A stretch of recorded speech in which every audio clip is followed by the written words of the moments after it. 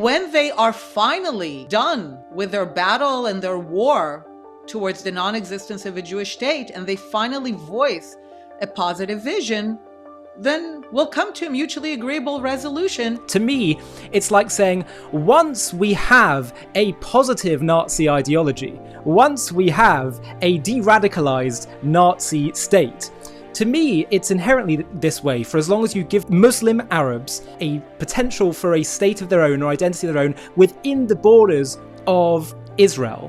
I think there's just too much there within their tradition, within their history, and not enough of any other kind of unique nation that was ever in that land, that the risk is so high. Surely it would make more sense right now, rather than continue to lose international support, on building a radical alternative. Now, I think there's an area in which you and I may have a bit of a disagreement. I'd like to thrash it out a bit, which is that, from what I can understand, you do believe that an Arab-Palestinian state could be possible one day, and I don't think it's a good idea. Can you explain to me why you think it is plausible one day? I'm not saying if it's a good or bad idea or plausible or not plausible. What I'm saying very simply is I'm done figuring out what is the political arrangement. Because again, one of the things that I've realized is that all the discussions, yes, no, a Palestinian state, two-state solution, 7 Emirates, annexation to Jordan and Egypt. I mean, what I realized is all of these were Jewish discussions, because the Arab discussion was, how do we get rid of a Jewish state? While we were engaging in endless discussion of what a political resolution would look like.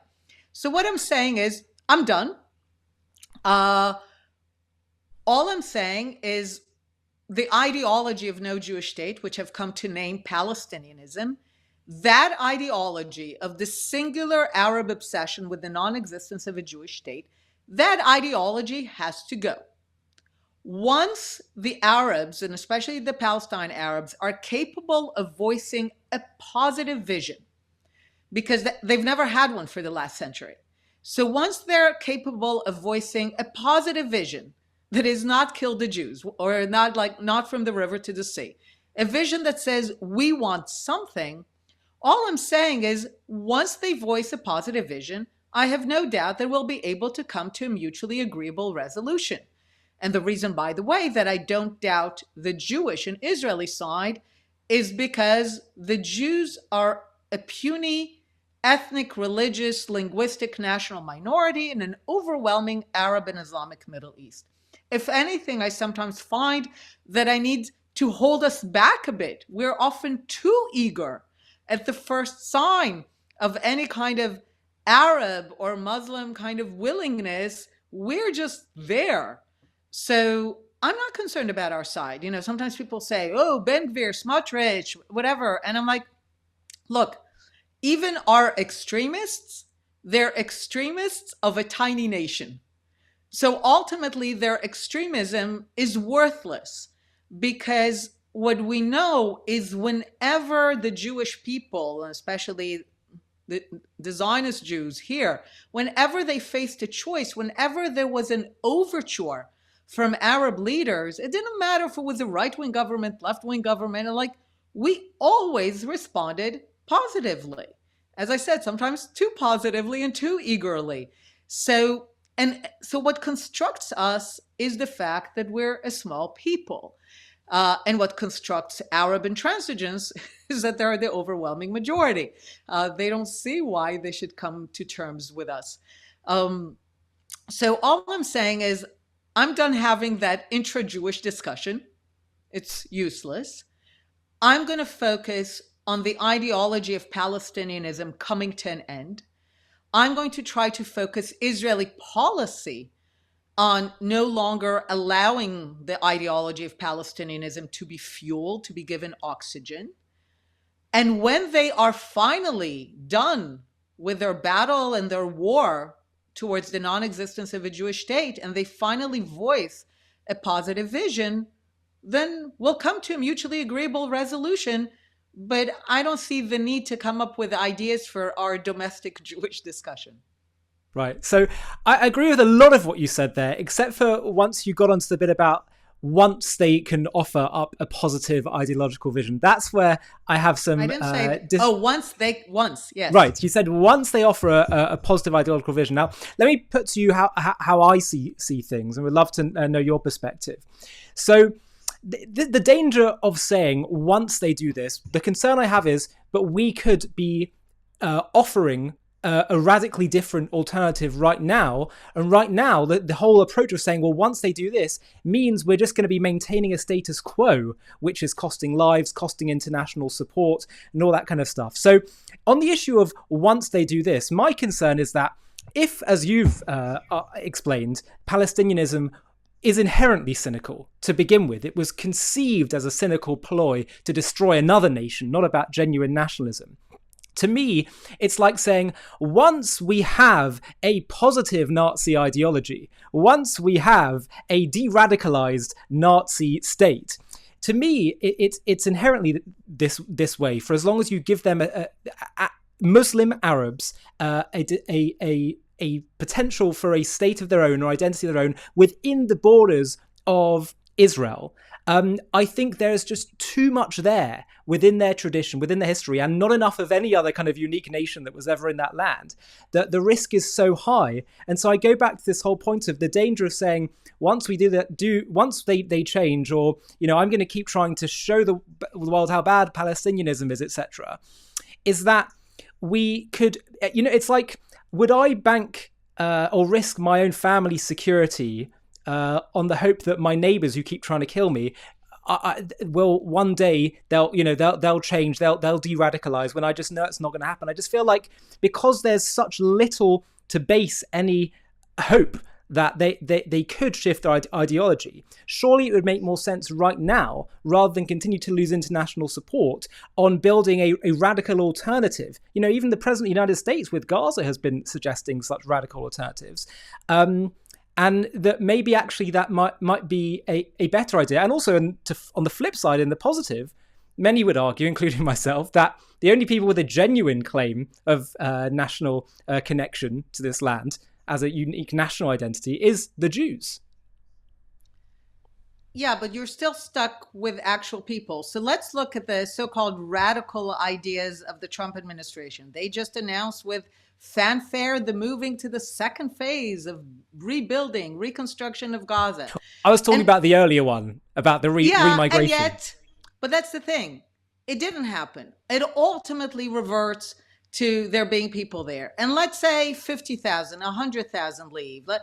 You're still stuck with millions of people with a terrible ideology who are on your borders, within your borders.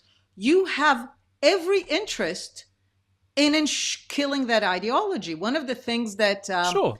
Don't disagree with that.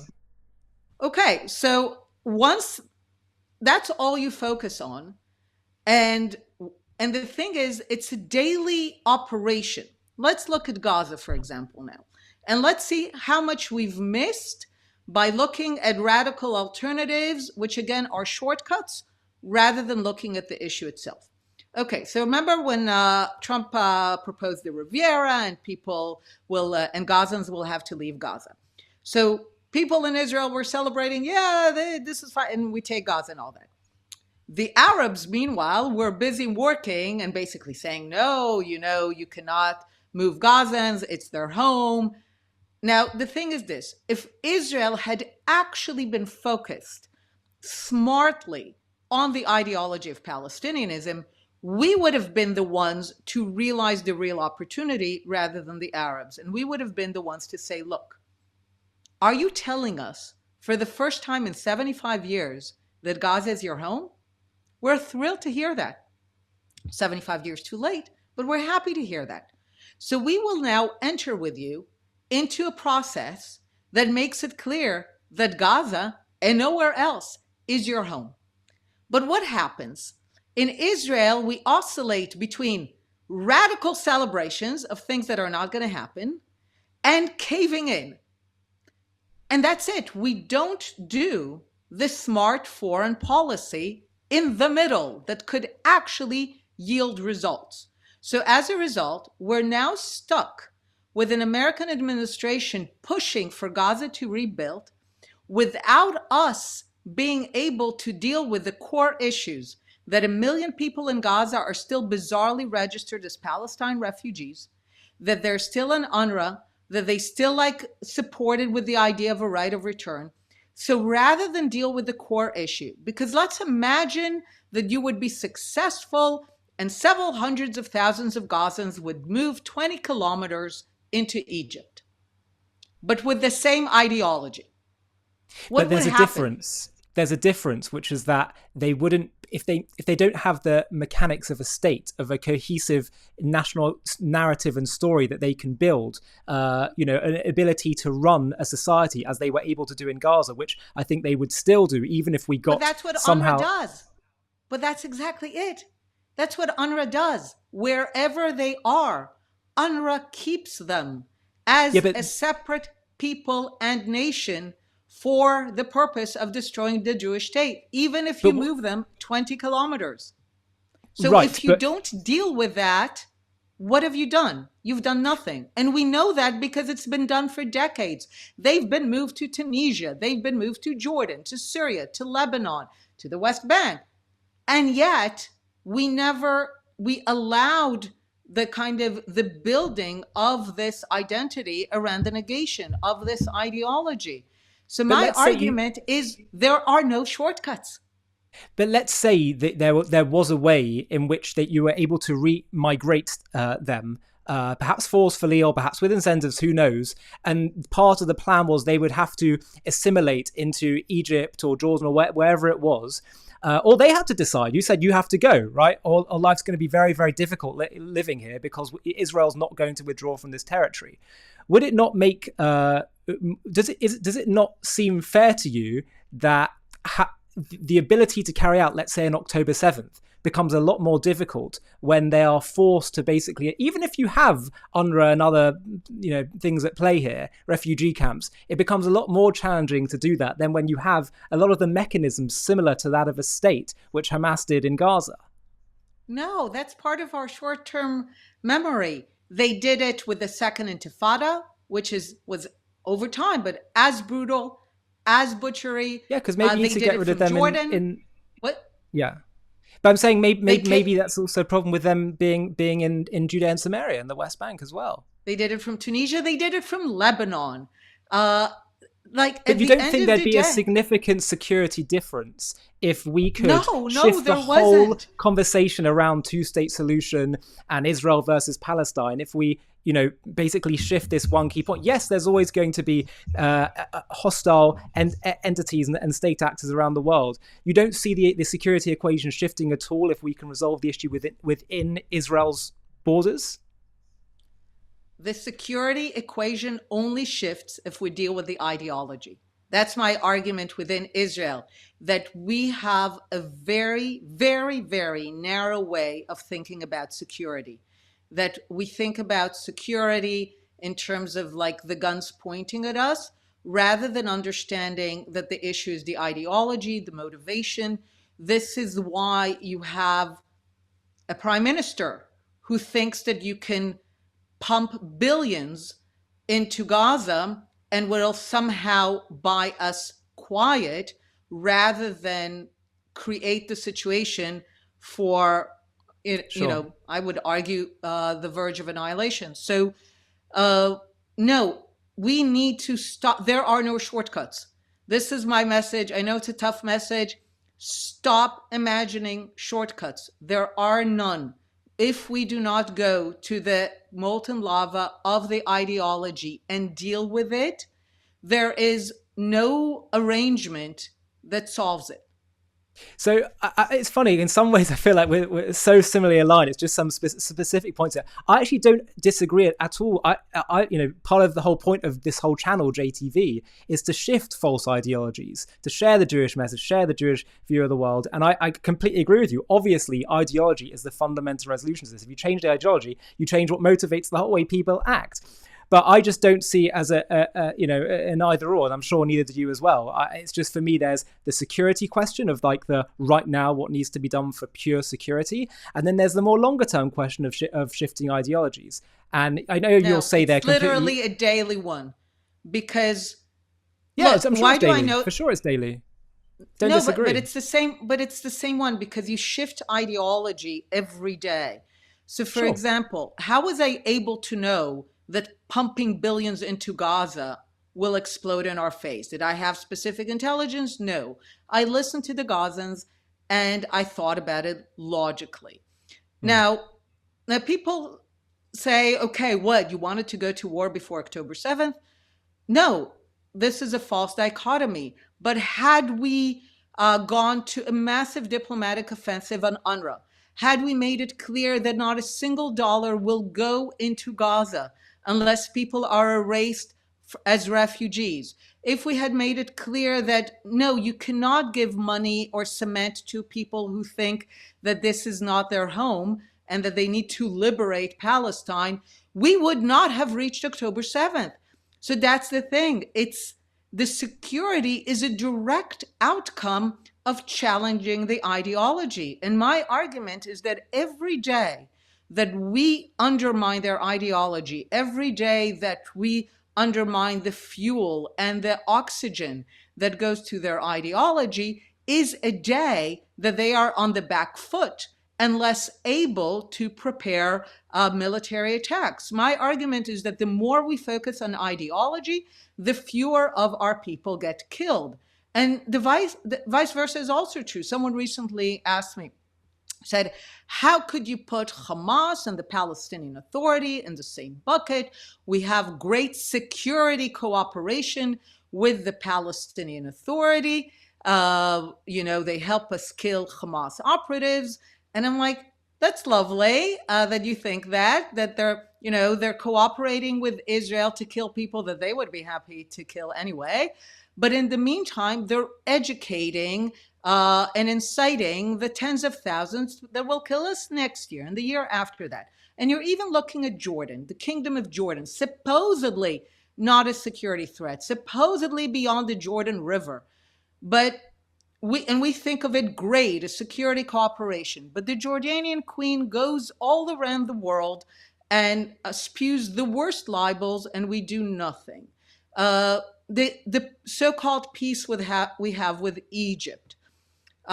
In this new book that I have called Peace Not Now, it's right now in Hebrew, but will be translated into English.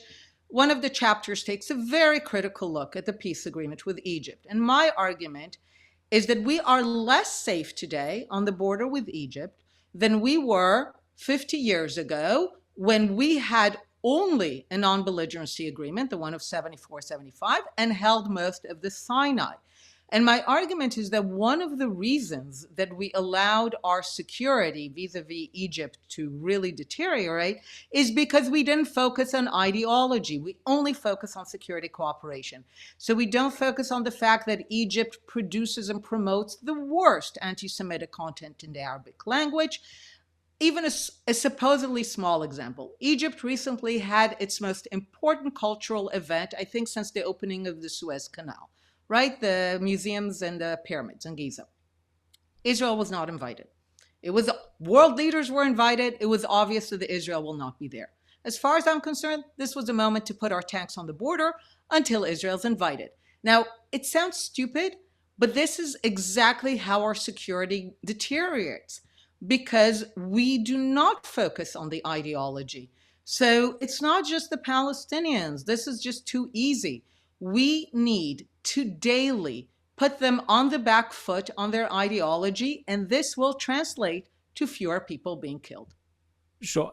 Listen, you make a very strong case, and I don't disagree with you on a lot part of the strategy. It's just that sometimes, and I completely understand they're interlinked, but sometimes if you wanted to focus on one or the other, it could lead to different outcomes, security versus ideology. Sometimes it's exactly the same, sometimes they go in tandem, but sometimes, like let's say, for example, dealing with Nazi Germany, do we deal with the ideology or do we deal with just crushing them? You crush them.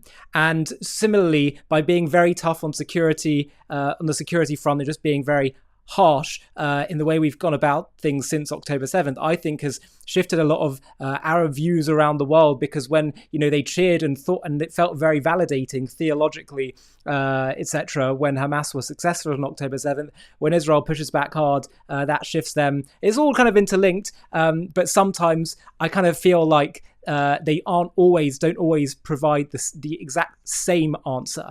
And so I think ultimately we may have some disagreement on strategy here, but recognizing that they're both completely interlinked and both two key elements, I think we certainly can be in agreement on. The reason I just think we need to shift, and this is exactly the difference between World War I and World War II. We've crushed them multiple times, but then we let the ideology fester. And this is one of our problems. We think the crushing, we think the military victories do the job. They do not. And what does the job is, once you have a military victory, and this is the thing in Gaza, as we are speaking right now, we are about to lose all the benefits of whatever military achievements we had, because we're not following it up with focusing on the ideology. So every single time we allow them to kind of rebuild, refuel. So how about we be less blind and less stupid this time and finally deal with the core issue of the ideology, because otherwise it's just another round with another security threat down the road. But we've never done things like, for example, and you would probably disagree with this, think it's a bad idea, but never tried extending Israeli sovereignty to Judea and Samaria, Gaza, all these kind of things, looking at a remigration plan, which may be very, very radical. Oh, we did. You have to, Israel did numerous. First of all, again, my specialty, right? In 48, 49, hundreds of thousands of Arabs flee or are expelled. Not the end of the story, because they took over UNRWA, and we, over time, just allowed it to be, and even defended it, and even supported it. So, because by now I have enough of experience with us that we look at immediate military wins or victories, and it's saying, they went to Tunisia, they were thrown out of Lebanon, they were thrown out of Jordan.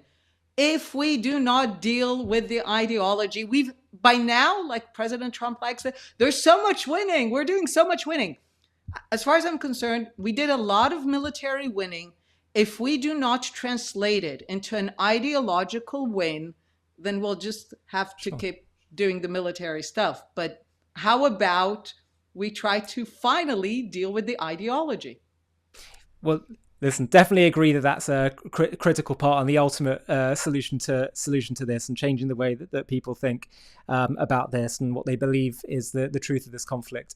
I think the Arab world needs to believe that the land of Israel is Jewish, belongs to the Jewish people. And I do believe it's going to happen. I do believe it's going to happen. Arab We've seen Zionism, yes? Yes, it is, but I guess the whole question of that Palestinian cause potentially having a positive vision, that's where we might have some question marks still. But Dr. Einat Wilf, I'm so grateful for us being able to thrash out all these issues and just gain your perspective on them. I'm so grateful for your voice and for your, the work you do in this area, because there's a lot of confusion around these subjects. And I've learned a lot from you.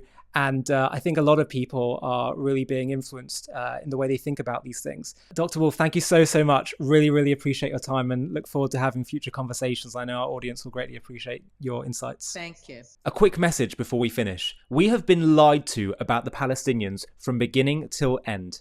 Have a watch of the trailer for our new documentary called The Invention of the Palestinians, How a Nation Was Invented to Destroy Another. And if you want to watch the full thing, just click on the link in the video description. The Palestinians.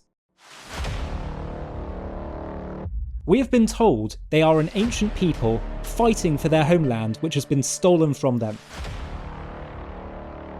This narrative has fueled decades of conflict, painting Israel as an occupier of stolen land.